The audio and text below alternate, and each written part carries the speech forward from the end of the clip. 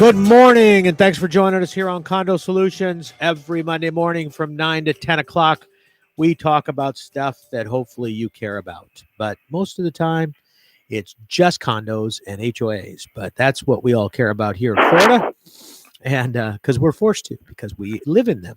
And so for those of you that just moved here and bought all this Florida property because you didn't want to be in New York, it's a good thing. It actually is nice, but you need to know the rules because there's a lot of rules. So we got to know what you're doing when you buy. And so I know now you're sitting in your new condo. You just realized you had to sell your truck. You've had your dog put down, and you're moving on. But no, we will tell you what you can and can't do, how you can get that. How you can get Fluffy, become an emotional support animal. And hey, we haven't talked emotional support animals in forever, right, Peter? I mean, it's been a long time. Mm-hmm. Yeah. Don't sound so excited. That's an exciting time. Actually, there's a new Florida law. Is there? About it.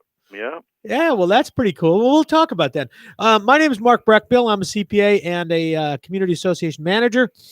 And along with, and we've been doing this show forever, along with Peter Mullengarden, who's our attorney. Peter's an expert in the area of condo and HOA law and many, many, many other things that many people don't realize. But he's an expert in a lot of stuff.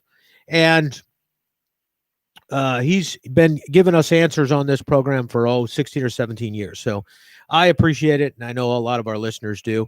Let's do the ground rules because we do them every week. There's not many. It's a call-in show, so you can call in and ask your question, 220-9788, 220-WSTU. That's the number in the studio. When you call in, we need something to call you. We don't want to say, hey, you or Bud. If you just give us a name, unless your name's Bud, then we'll call you Bud. But we don't need your actual name, but we do need some name to call you. And then we don't want to know which association, only because of a couple things. One, if you say the association, some other people who don't live in that association may think it doesn't apply to them. And many, many times it does, or with a little variation, it does. So that's the first reason. The second reason is Peter and I do a lot of work in this industry, and we probably prefer to not know that it's our client. So even though we may suspect sometimes because it's very difficult. So, and so it just for that reason, we kind of try to keep and we're trying to protect the associations to a large degree. It's not fair. They're not here to defend themselves, so we don't want to trash any individual association. So that's the basic ground rules. The other thing that we always tell you every week is that we're going to give you the best answer that we can, but it's going to be a radio answer. What I mean by that is that we do not have your documents. So documents, as many of you know, can completely change an answer because you have to abide by your documents. If your documents are more stringent or different than the statute, there's most cases you're going to be bound by your documents. So we don't have those documents. And even if you give us some help with understanding what you think they say, they can be confusing and there can be conflicting language in the documents, and based on the hierarchy of the documents, it can make a difference. So for that reason, we'll give you an answer based on your understanding of the documents, but also on law and rules and regulations and things that might impact it. We also will talk a little broader than your question in most cases because somebody may have different documents or they may have different situation and it may impact them. And so we'll try to cover their question because some people are not brave and they don't want to call in because they're afraid that somebody might know who it is. So we respect that, and we encourage you to those that feel like they want to call. We appreciate your phone calls, and it helps a bunch of other people. So those are kind of the ground rules every week.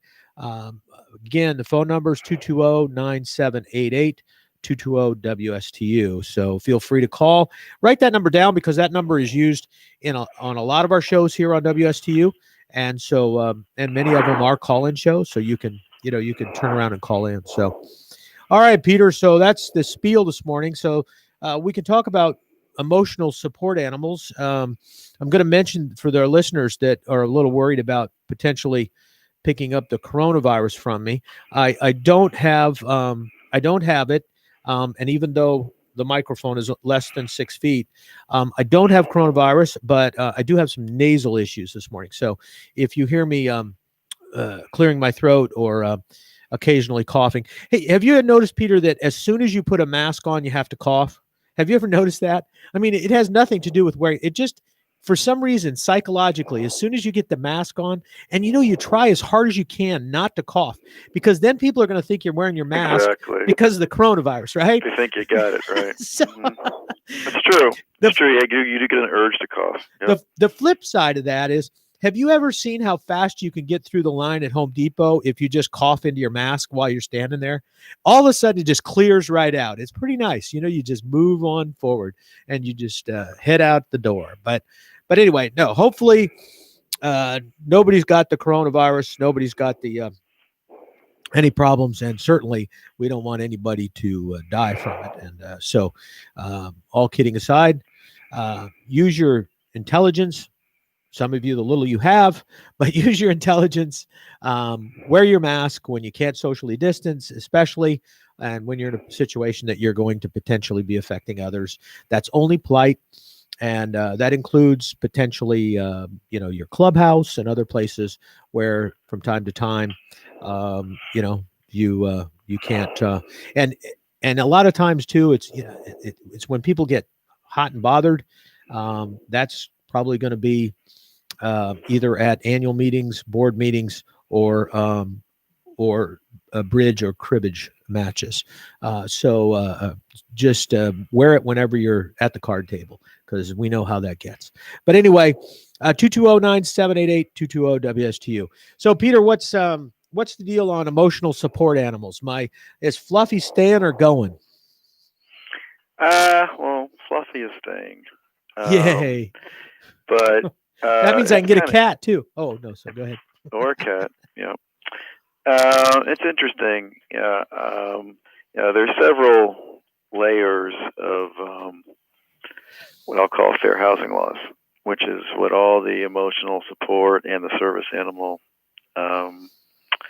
requirements and come from, and the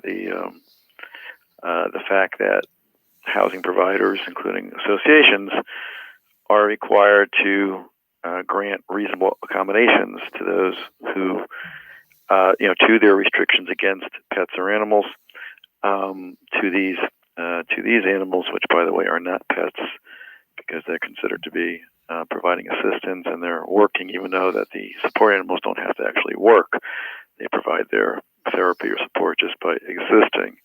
So at the federal level, we have the Fair Housing Act. At the state level, there's Chapter 760, and Chapter 760 covers the housing discrimination laws. So they changed or made amendments to Section 760, specifically 760.27, concerning the animals. And to a great degree, these new provisions parallel the recent changes that HUD made to its guidelines. HUD issues guidelines. They just revised those guidelines in January of 2020. Now, the HUD guidelines they don't rise to the level of a federal regulation under the Code of Federal Regulations, but they're looked at those almost in the same way. They're not truly regulations, but these guidelines are given a lot of deference. So the state enacted, again, or amended the law and created Section 760.27, dealing with prohibited discrimination regarding the need for emotional support animals.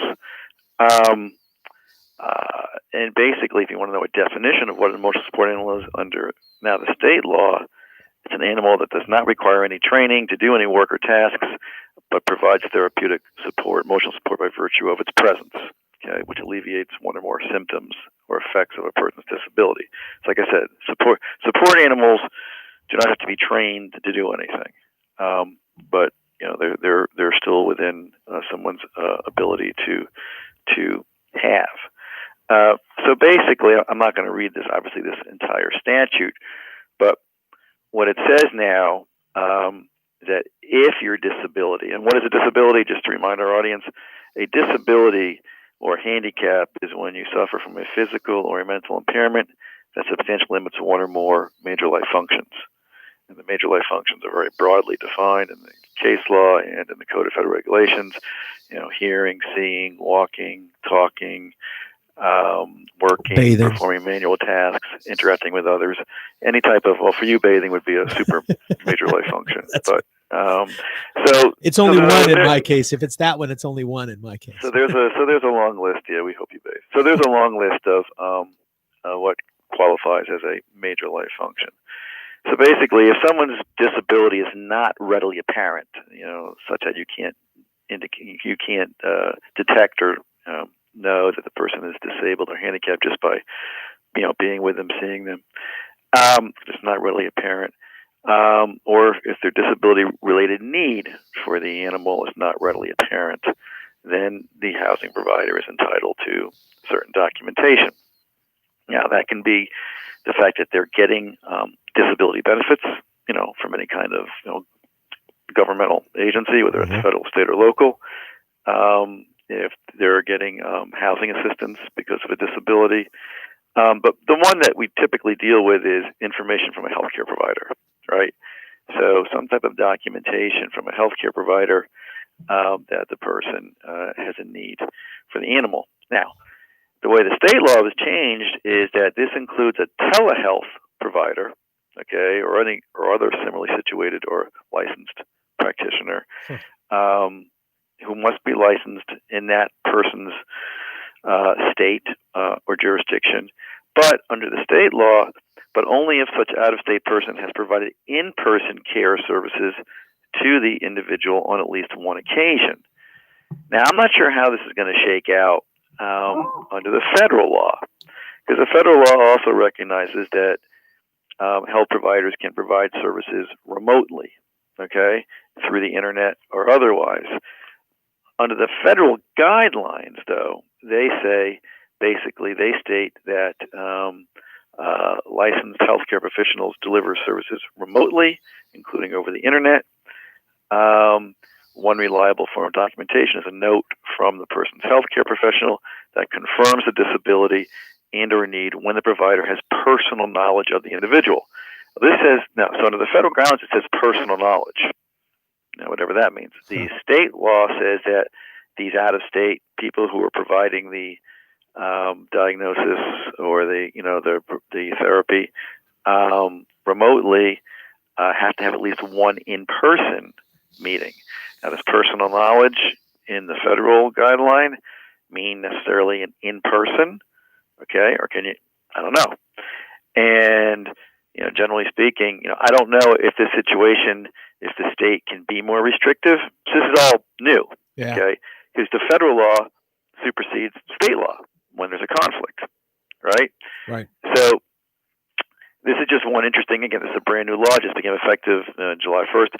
So we don't know how but that's the federal law is guidelines, right? And the state law is actual the statute. federal law, but the federal law is guidelines based on the federal law. Right. The federal law doesn't say that you have to have it in person. Right. If you just look at the statute and the Code of Federal Regulations, okay, there's even more argument. Okay, so I don't know. I mean, but it is the law right now. So anyway, so that's one distinction between the two. So in essence, you can get that information again from a healthcare provider. You're allowed to have more than one animal, but you have to have specific information regarding the specific need for each animal, or information regarding each animal. You cannot require that the housing provider cannot ask information about the diagnosis or severity of a person's disability or any medical records.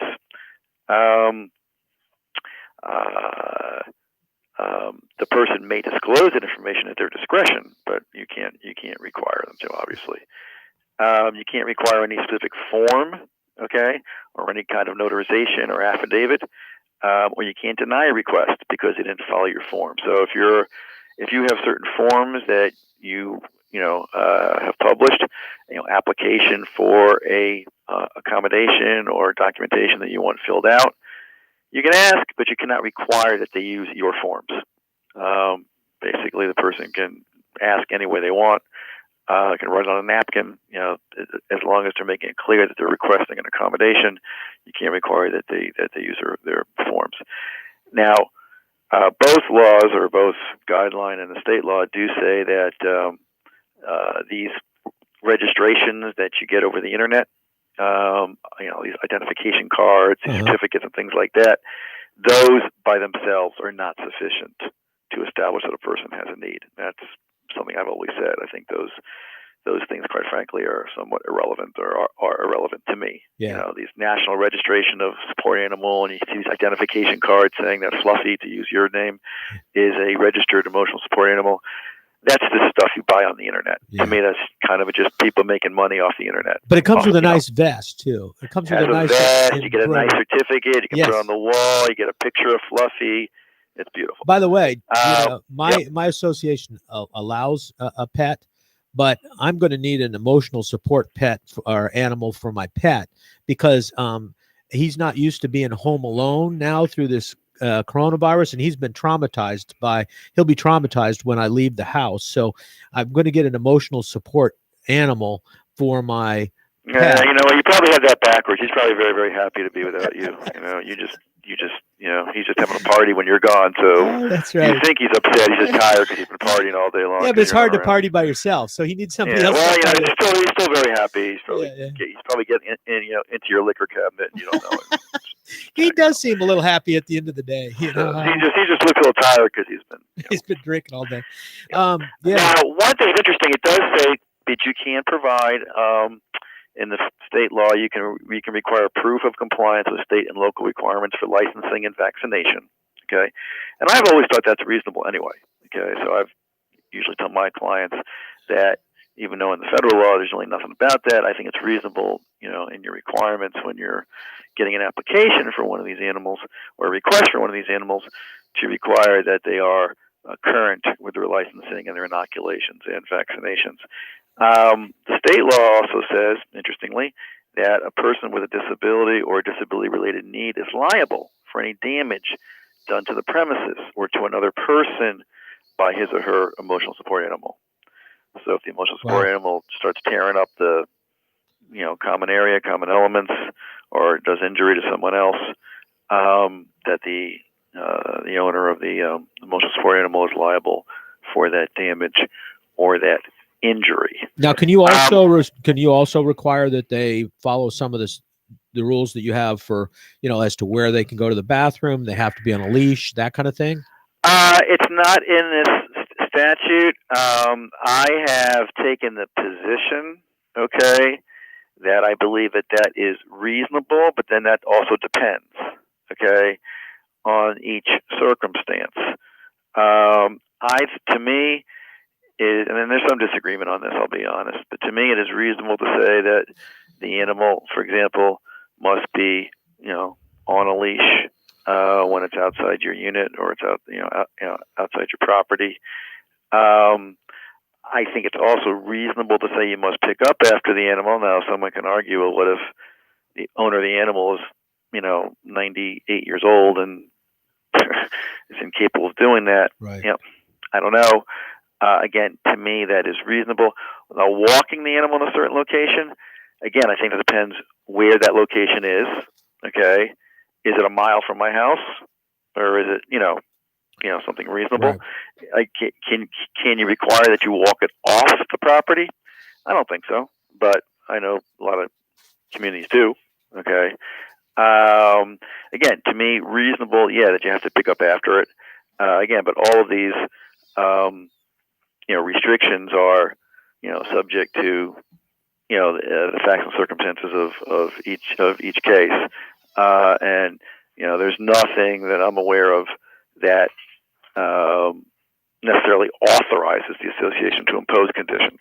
So any condition that is imposed is subject to potential challenge, as to is it reasonable or is it authorized?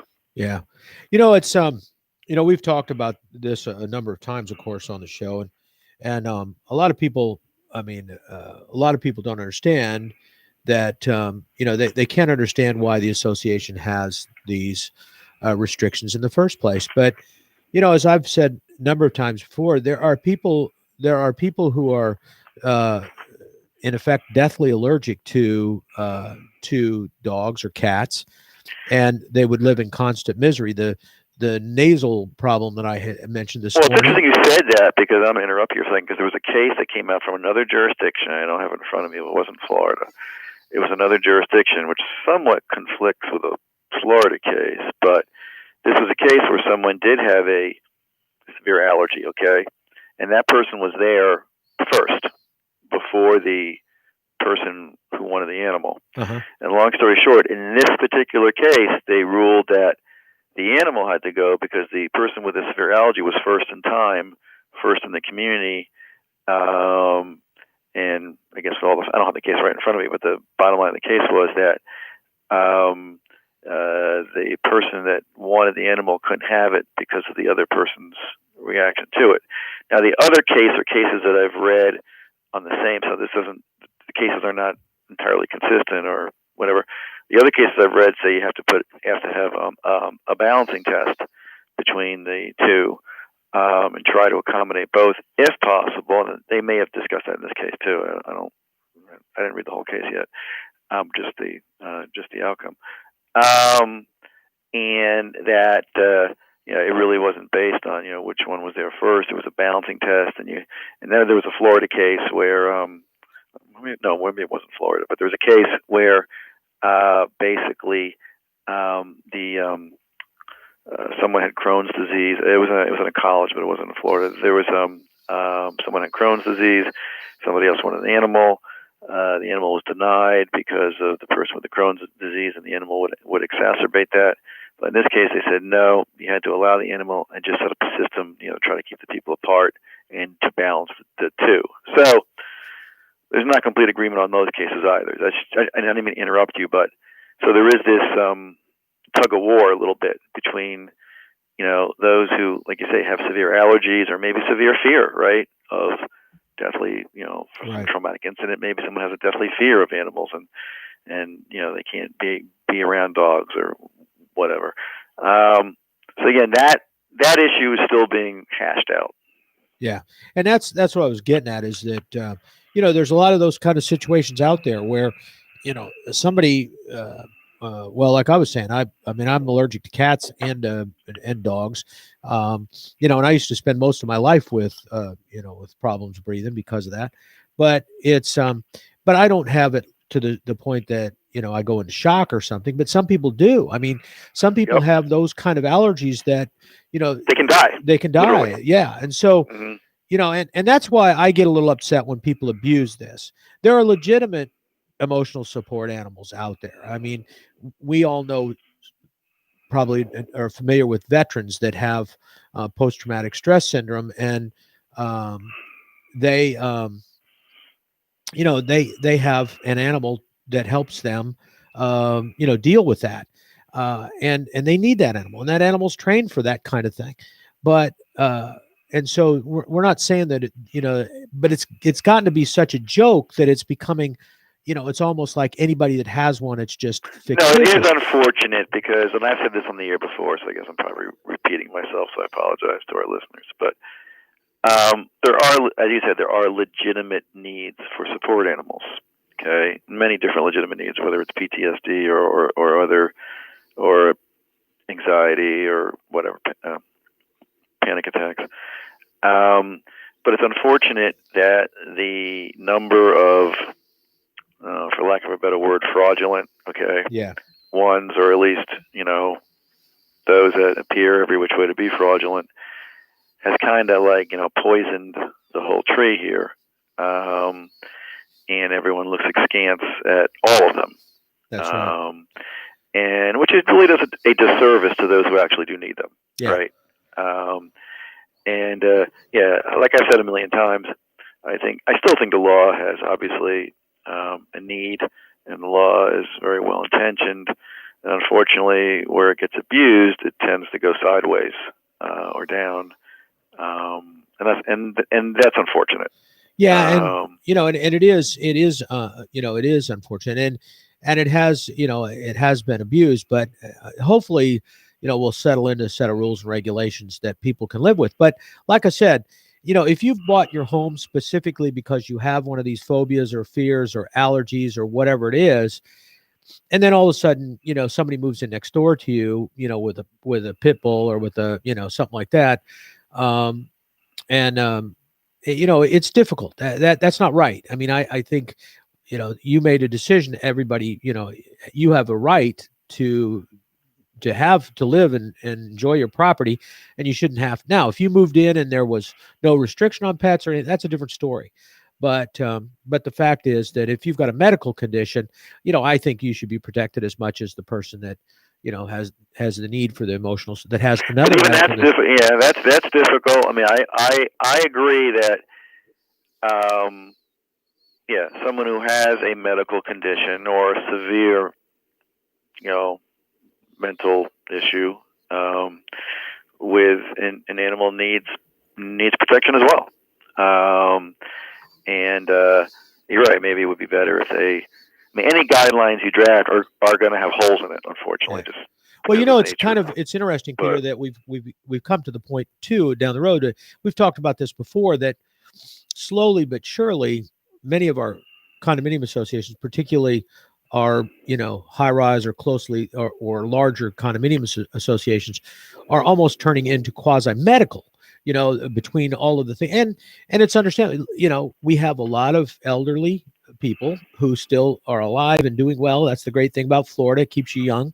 But at 95, 98, a lot of times somebody's lost their spouse.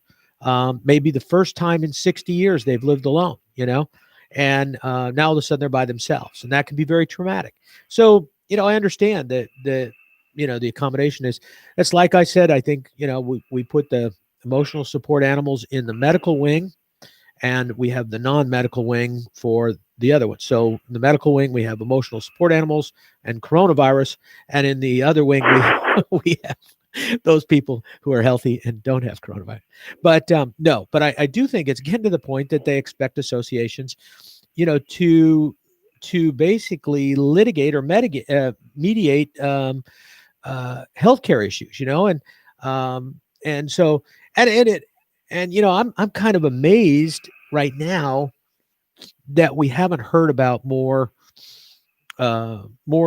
issues in terms of deaths and things like that in some of our associations, because a lot of these people are living on their own, and they don't. Like, I have situations, and I'm dealing with situations right now, and I've probably mentioned this before too. So again, maybe I'm repeating myself, but where we do have elderly, not always super elderly, but usually elderly people that their family, I don't want to say just kind of abandons, but people who quite frankly should not be living alone because they're not really capable of caring for themselves, or at least not well enough, and they're wandering around the community, literally wandering into the street, banging on other people's doors. Well, and I know it is difficult, and it's a problem.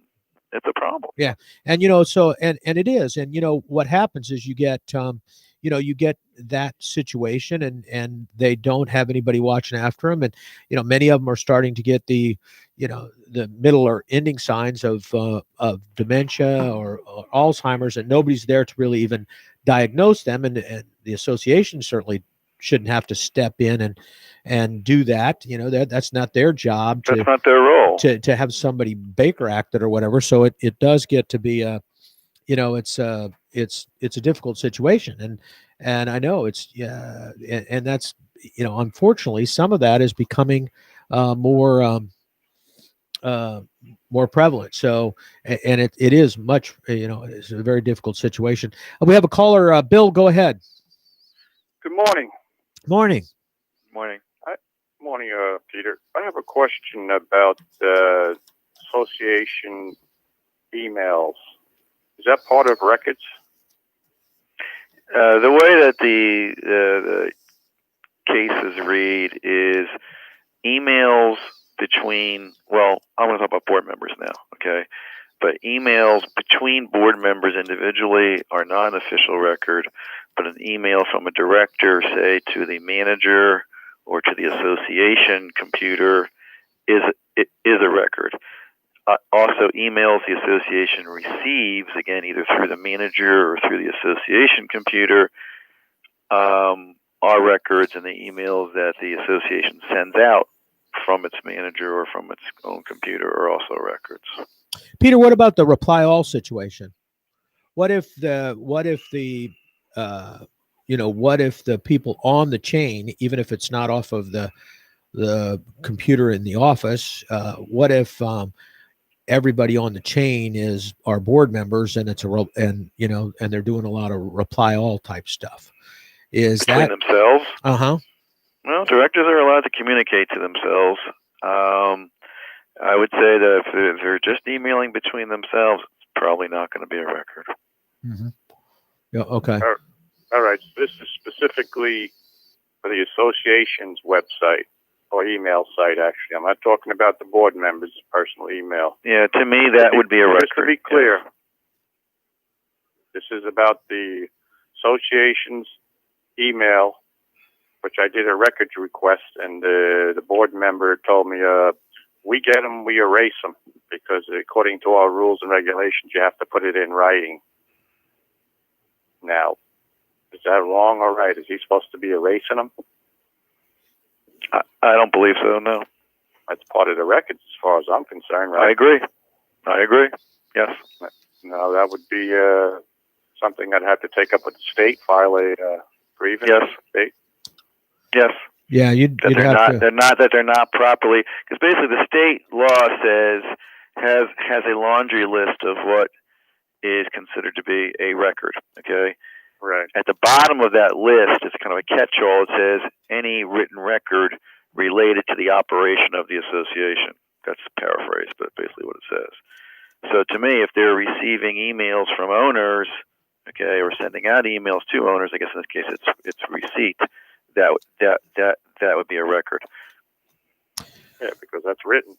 Whether it's I agree. I just said yes. To me, that is written, and that is written, and that is something that they need to be maintaining. Now, okay. and that is it is that's you get into some of these issues too with what if the association has a cell phone number that's that's their phone, and they receive texts. Do we get into that kind of situation? Because I would think that, at least, and I know it's not the same thing, but under Sunshine, you've also got text you got to deal with. And so I would think if there's text between the association through their phone and other parties, those would be official records as well, I would think. Yeah, I would think so. I guess they're not as easily printed. No, okay. No, they're not. That's the trouble. I think most of them have landlines. We have a landline, so I don't know if it gets text. Yeah, I'm not sure we're going to have that much of an issue with text, but I guess you could. But definitely the emails to the association's computer or website or whatever, some sort of official association address, email address. That to me is an official record. Yes. Yeah, it's the association which they send out emails to you, with messages about the community and.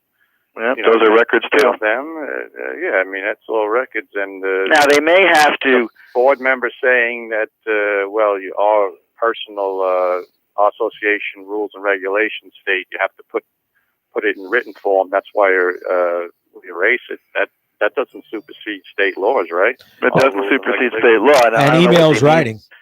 An email to me is in writing. Now they may have their own rule, and who knows if it's enforceable or not. But let's say they may have a rule that says that records requests must be sent in by, say, certified mail or something like that. Yeah, certified mail or some other regular mail. Which that may be enforceable, although I think there's a case that says it's not. But anyway, But even so, let's say that was enforceable just for the purpose of a records request. It doesn't mean that the other email is not a record. Right. Okay. It is. Right. No, I'm just saying what he's saying is in our rules and regulations, if you want to file a complaint, like, the light bulb's out or the bushes have to be cut, it has to be written. And that's why he erases all the emails, which I said, well, our rules don't supersede the state laws, right?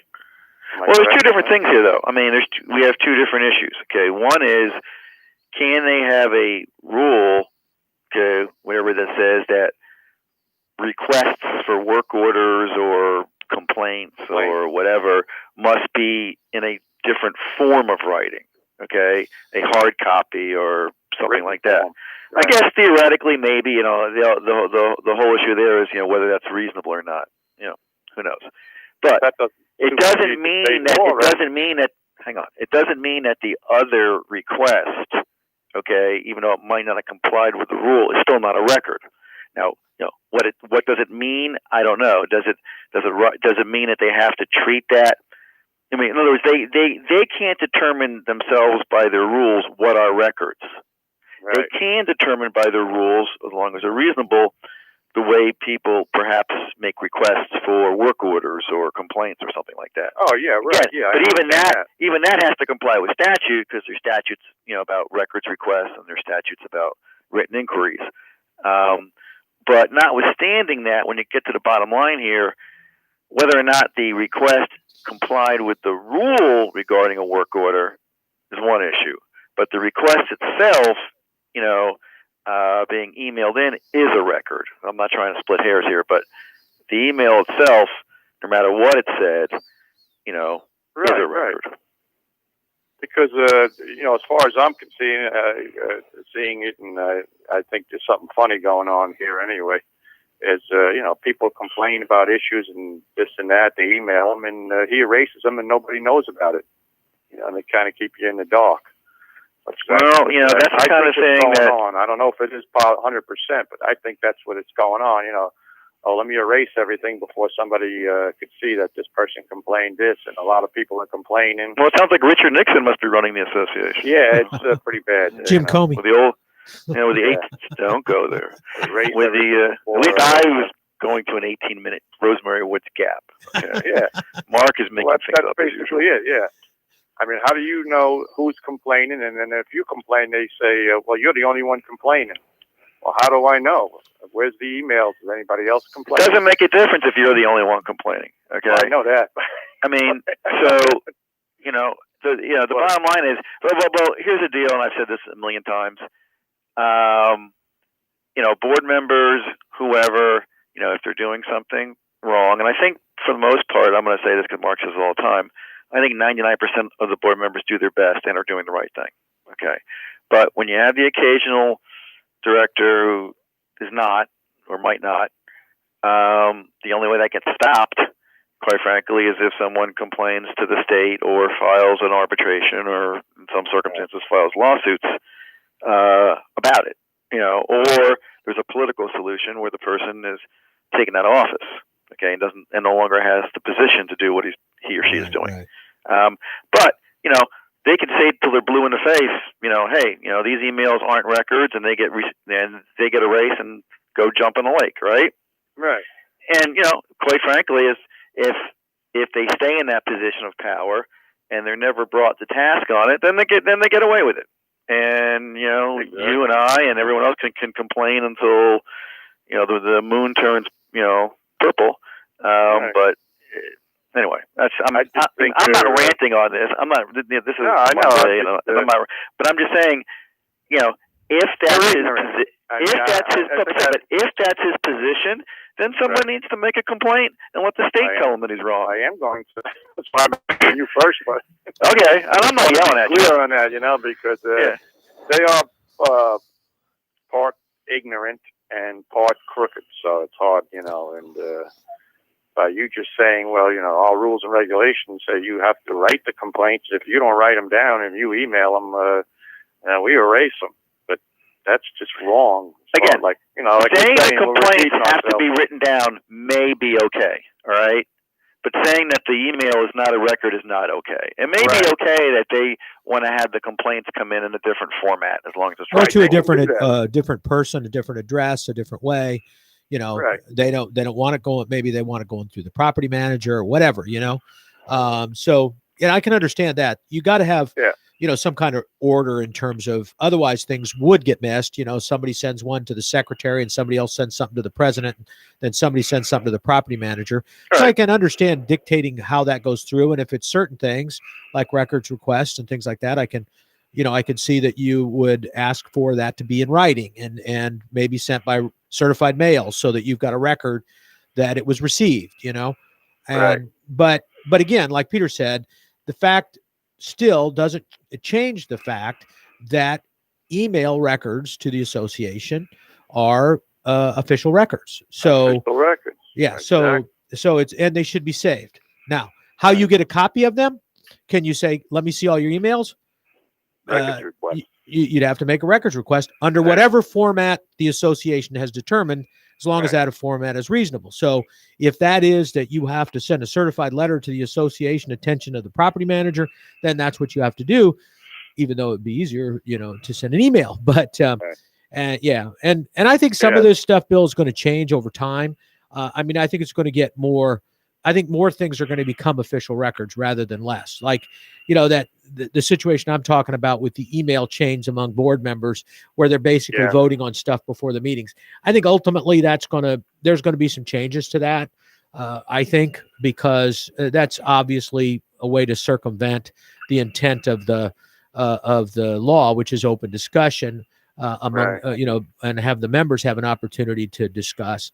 I think so. There's going to be some positive changes coming forward with the coronavirus and the Zoom meetings. I think that more and more associations are now comfortable with that technology, and going forward, I think that there's going to be more opportunity to have meetings, which is a good thing. I think one of the problems we have is a lot of stuff just falls by the wayside during the summer because whoever was here taking care of it is gone for 4 months or something.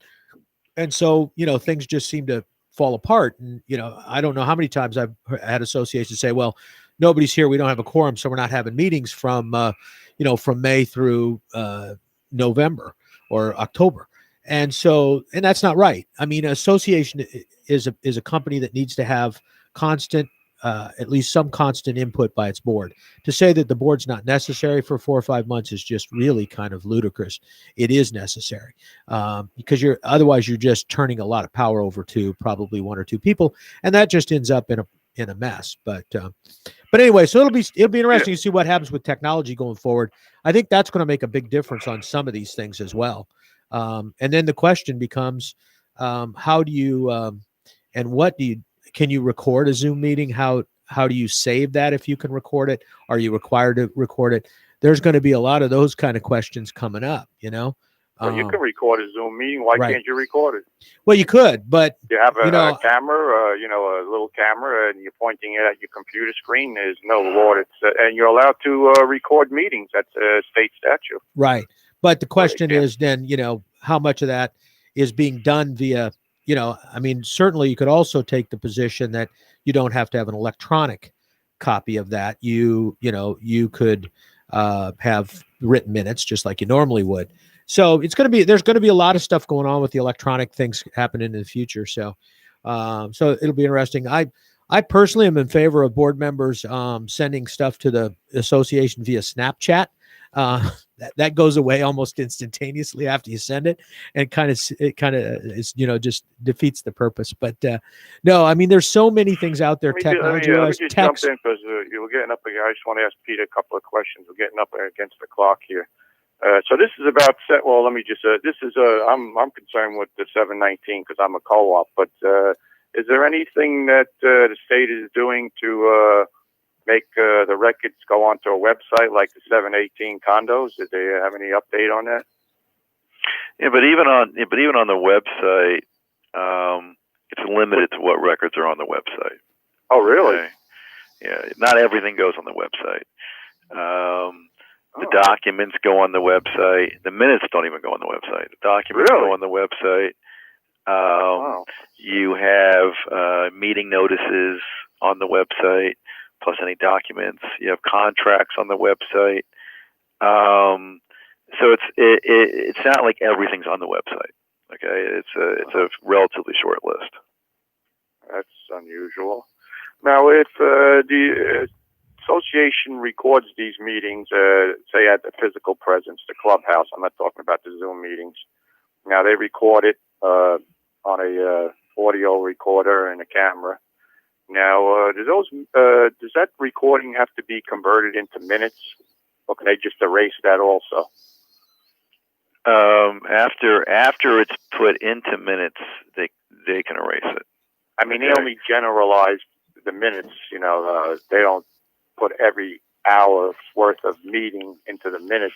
He said that, she said that. They just generalize it. Right, which is what you're supposed to do on minutes. Which is basically what minutes are. Right. So, but the rest of the minutes, the rest of the 60 minutes, are they supposed to convert that into written form? No. No, they could. Nope. In fact, generally you're advised to destroy it after the minutes are approved. I would erase the tape. Right. Yep. Oh, really? Yep. Okay.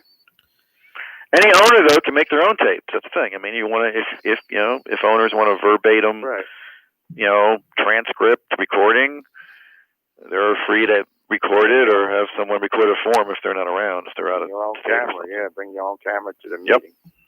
Yeah. What is the solution for a Zoom meeting where you're speaking and the board member keeps muting you? Which I believe that's illegal because he's trying to refuse me to speak. Yeah, I mean, I would say that any meeting, whether it's Zoom or otherwise, it's still subject to the same requirements. Now, it gets a little difficult when you have a large association, but technology is what it is. But you can still limit the amount of time that a member is allowed to speak and you when. Can limit it, right. But you can't just mute people you don't want to. I don't like what you said, so I don't like Joe. I don't like Bill. I don't like Susan. No, but you do have to, with a Zoom meeting, you have to mute everybody. I mean, basically, you have to. The thing about a Zoom meeting is otherwise it's chaos. Well, not only is it chaos, but the hacking that's taking place in Zoom is horrendous. And the only way to control a Zoom meeting is to know who's logging in. And if you're having an open meeting where you've published the password, you've got to control. Once the meeting gets going, okay. I mean, let's say you got that cleared out, okay. Right. I mean, I do agree that. I mean, the Zooms aren't perfect, and people do have a right to speak on agenda items. So if a president or whoever's running the meeting is selectively allowing who can speak, that's a problem. Right, but they can have you raise your hand and do it that way. Exactly, but as long as they have reasonable rules about you can speak for 2 minutes or 3 minutes, then they have to allow everyone to speak, even the people that they don't like necessarily. Right. But I do want to make... already speaking, and I don't like how this board member did this, and they say, well, I don't like you saying. Well, obviously, that's not right under any circumstance. Yeah. But again, so... All right. Well, we're up against the clock. All right. Well, thanks for the information. Bill. I'll call in tomorrow. Okay. Thanks, Bill. Thanks a lot. Yeah. So appreciate you guys joining us today, and hopefully you got something out of it. Peter, as always, you are a fount of information, and I always appreciate it. Don't get stopped up. So we need that knowledge going forward. And those of you out there, if you like the show, tell your friends. If you didn't, keep your mouth shut. But we do appreciate you joining us every Monday morning from 9 to 10 o'clock right here on WSTU, your heritage station, Jensen Beach, Indiantown, and Stewart.